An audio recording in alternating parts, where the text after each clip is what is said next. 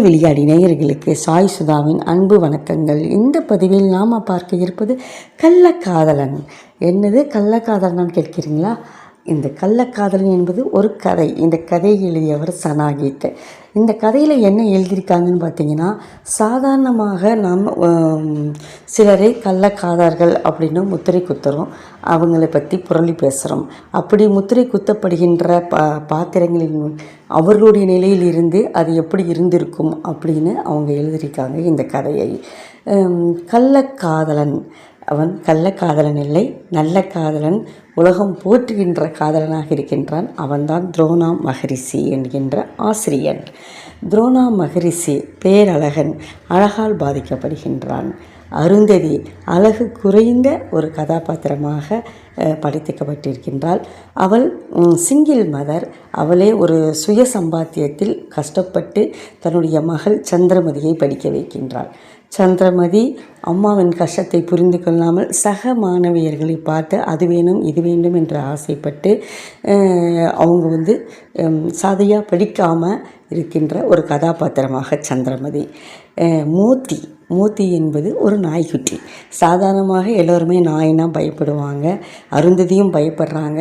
ஒரு கட்டத்தில் மோத்தியின் மேலே பிரியமாக வைக்கிறாங்க. ஏன் வைக்கிறாங்க, எப்படி வைக்கிறாங்க, எப்படி மோத்தி அருந்ததியின் பிரியத்துக்கு பாத்திரமானாங்க அப்படிங்கிறது தான் கதை. இப்படி கதை போகின்றது. 3 விதமான கதாபாத்திரங்கள் எப்படி ஒருவருக்கு பிணைப்பு ஏற்படுகின்றது, எதனால் அருந்ததிக்கும் துரோணா மகரிஷிக்கும் காதல் ஏற்படுகின்றது, எப்படி இவர்கள் இணைகிறார்கள், அதை 12 வயது பெண்ணான சந்திரமதி எப்படி ஏற்றுக்கொள்கின்றாள் என்பதுதான் கதை. உணர்ச்சி பிளம்புன்னு சொல்லலாம், அப்படிப்பட்ட ஒரு கதை.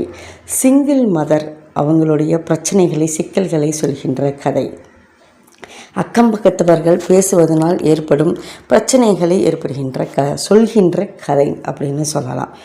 அதே சமயத்தில் ஒரு ஆசிரியர் எப்படி ஒரு பெற்றோரை போலவே பிள்ளைகளின் உணர்வுகளை புரிந்து கொண்டு அவர்களின் சிக்கல்களை தீர்த்து வைக்கிறார்கள் அப்படிங்கிறத சொல்கின்ற கதை.